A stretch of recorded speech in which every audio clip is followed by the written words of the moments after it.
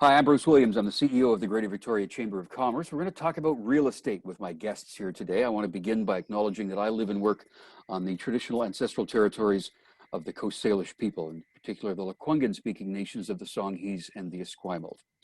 We're going to talk real estate because it's one of those things during this pandemic that's just been so difficult to understand and comprehend what's going on. Joining me to talk about that are the president of the Victoria Real Estate Board, Sandi-Jo Ayers. Hi, Sandi-Jo. Hi, thanks for having me. David Langlois is here. He is the president-elect of the Victoria Real Estate Board. David, you're well. Thank you. And David Corey is here too. He is the executive officer for the Victoria Real Estate Board. So all of you, I'm sure, everywhere you go, whether it's out for coffee, visiting friends, whatever, everybody's saying, what is going on? Like, why is real estate so hot and so active? Sandi-Jo, what's your standard answer for that? Well, we really didn't have a spring market given, we were locked down for around 60 days. And so that pent up demand has just flowed into the summer and the fall market. David, what are you hearing and what are you saying to people? Well, it's active on the island. It's active in Victoria. It's active all the way up island. It's active across the country. And in fact, in most major markets across the Western world, it's active. So it's not unique to Victoria. There's a real interest in home ownership. There's a real interest in having your own space, which is understandable given the current circumstances. And there's been a real focus on home regardless with respect to renovations and fixing up your place and doing landscaping. So it's really not that surprising, I suppose. David Corey, is this unprecedented, or does this, in your mind, compare to any other time that we've seen in recent memory? Well, I think the factors are certainly unprecedented. I mean, we've had other busy markets. Certainly 2016, the run up there was furious as well. But the underlying factors in this are different. And I think both Sandi-Jo and David made a good point about the layering effect of that sort of missing spring market on top of what we expected to be a fairly busy traditional summer market. And those two things combined have resulted in this furor now. We hear all the stats that come out that say suddenly the average house price in Greater Victoria is over $1 million. We've been kind of moving in that direction for a while, but now it's happened in the middle of a pandemic. So Sandi-Jo, that comes down to interpreting exactly what stats go into establishing that average amount. So talk about that for a little bit, if you would. Yeah, so, when we're looking at the average price in 1 month, if there's a couple properties that are well over $2, $3, $7 million, that's going to change the average price. So we prefer to look at the home price index, and that actually will take a look at what, comparing apples to apples, and that is still under $1 million at the moment. Mm-hmm. David Langlois, what are you seeing among your client base? What's selling and what's being bought? A little bit of everything, but the single family houses, let's say under 1.5, is probably the busiest. Anything from the sevens and to 1.5 are seeing multiple offers on a regular basis. Condos downtown a little bit slower than the rest of the market in terms of both appreciation and activity. And then a real interest in pent urban things, which is just outside of the suburbs, small acreages, 1 to 5 acres, hobby farms, family, I don't want to say compounds, but family areas that you can have more than one dwelling. Properties. Multi-generational properties, that kind of stuff is there's a lot of interest in that out towards Sooke, up the Malahat, for sure. Yeah. Dave Corey, there's people that are going to watch this and say, well, I've owned my house for, 20 years, 15, 20 years. And we were talking just before we began this recording about the sort of trend over time and what the increase in equity in a property has been. It's quite breathtaking, isn't it? Yeah, actually, I just confirmed those numbers, Bruce. And, obviously, depending on where you're looking, in the last 15 years, in the single family area for all of the real estate board, that housing price index that Sandi-Jo referred to has gone up about 94%. So in some areas it's a little higher than that. So it's pretty much that doubling effect for sure. Yeah. Sandi-Jo, when you're dealing with clients these days, are they younger buyers, older sellers, younger sellers, all of the above, everything? You know what, it's everything. We're seeing a lot more, David alluded to the single family home. We're seeing a lot of people who I think are reevaluating what they may have purchased over the last number of years. And they want more space. If they're going to be working from home, possibly homeschooling, then they are going to want a bigger space. And so that's why we're seeing the activity we are, I think, up and down the island. And for sure within our greater Victoria area here, people just, if they don't have to commute to Victoria, they're going to go to the West Shore, get a larger house, more space for less money. David Langlois, how much are you hearing people say, I am just so sick and tired of this place I'm living, this same four walls, I'm on Zoom half the time, I'm staring at the same old furniture. How much of that's a factor? Well, then I have to tell my wife we're at dinner and I don't want to talk about business. So it's, a little bit, but I would say that not as much as you might think. I think people are really, if you're living in a condo, if you're living in 450 square feet and you can't go outside because you got a Juliet balcony or a window that opens, 8 inches, sure. We're definitely hearing a lot of that. But for people who are already in single family homes, it's really talking about, it's less about the ennui of being in a certain place over the last 8 months. It's about coming to grips with what you think you actually need moving forward. If you can telecommute, if your future is going to be working from home and that works for you, maybe you need workspace, maybe you need permanent office, that sort of thing. So it's people really rethinking how things are going to look 6 months, 8 months, 2 years, 5 years from now. Yeah. David Corey, the real estate market is no different than any other part of the free market. Supply and demand will always determine what your price is going to be. So that comes down to what kind of inventory is on the market in real estate right now. So are you hearing from agents in general that there is enough inventory, or is there too little and that's driving prices up? Well, I think the answer is probably obvious. We've been short on inventory for ages, and even though we added some inventory this month, most of it sold as a result of the high sales activity. So, we did see inventories increasing, in the last couple of years, but. When we look at the absorption rate, that is the number of sales in a month given the available inventory, in 2016, to go back to that time frame, we were trending at about 1.5 months worth of inventory.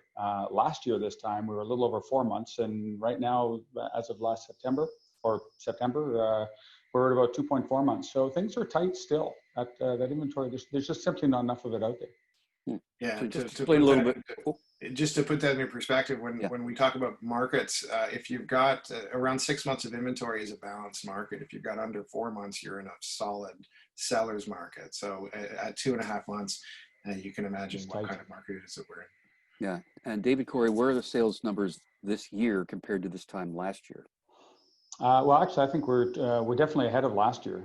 We lost the better part of 1,000 sales or thereabouts through that April-May time, and we've made that back and more with the record-setting sales over the last 3 months. So, and October is shaping up to be another busy month. I think we all expected that.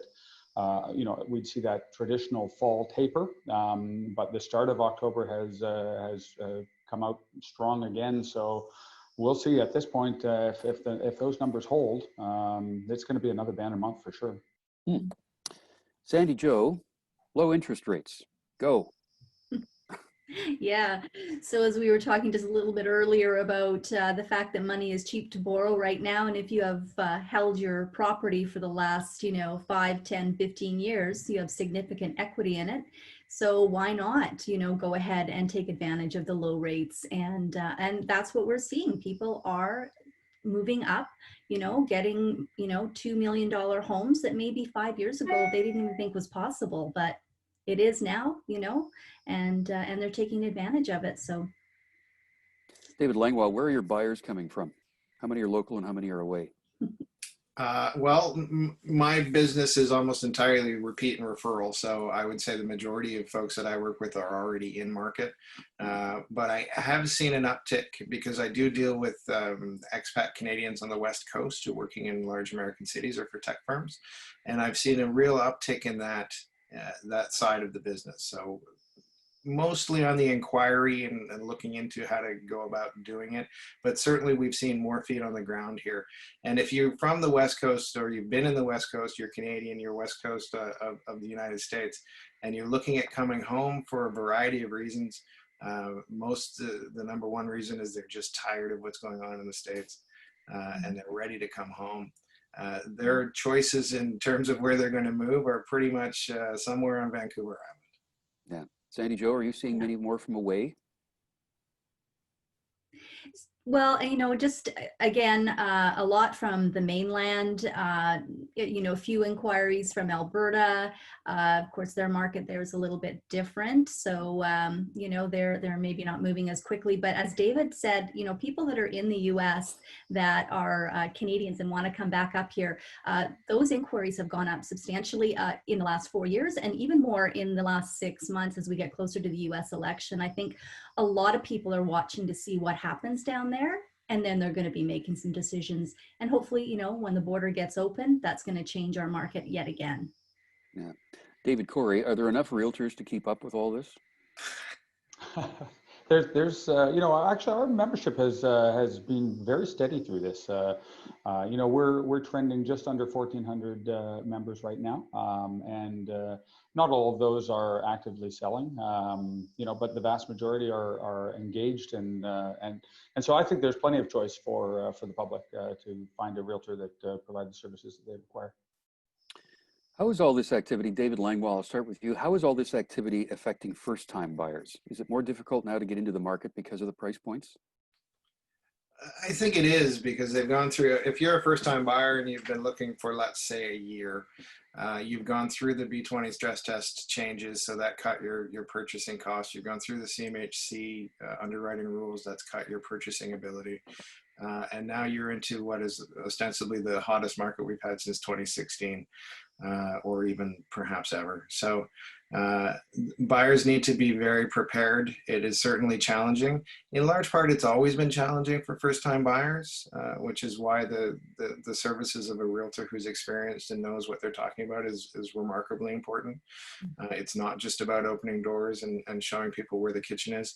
It's about guiding them through a very complicated process, and one that is going to have financial ramifications for the rest of their lives. So buyers need to be prepared, they need to be well coached, and they need to work with a qualified member of the Victoria Real Estate Board.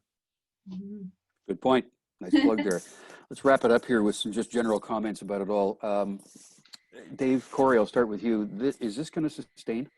Are we going to see some sort of I think the word that's often used is a correction, or are we going to see a shift in this? Well, I'm not sure my crystal ball is that clear, Bruce. However, it's hard to imagine that this kind of frenetic pace is sustainable at all. So that doesn't mean that the bottom will fall out of the market, but I think we're all expecting that there will be some sort of tapering through the winter here, the specter of a second wave. Our realtor members have done an excellent job of adhering to the health officer protocols.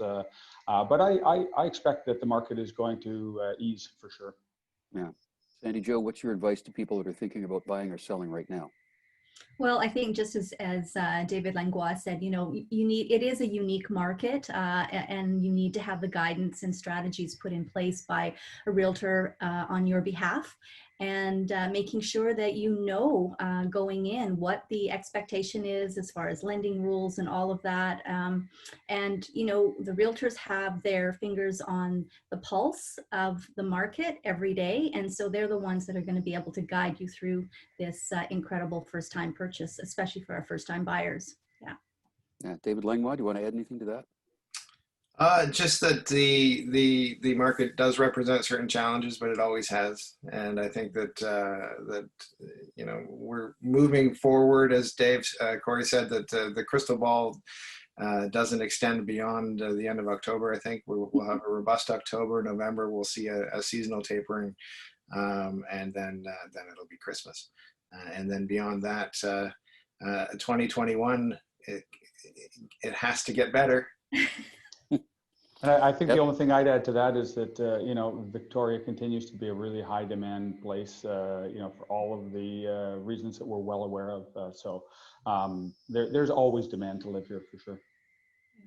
Well, thank you all for this. It's great insight. The Victoria Real Estate Board is always there to help any of you who have any questions about making a move in real estate, buying or selling, or just seeking general advice. Sandi-Jo Ayers is the president of the board. David Langlois is the president-elect. And Dave Corey is the executive officer for the Victoria Real Estate Board. Thank you all. Thanks, Bruce. Thank you, Bruce.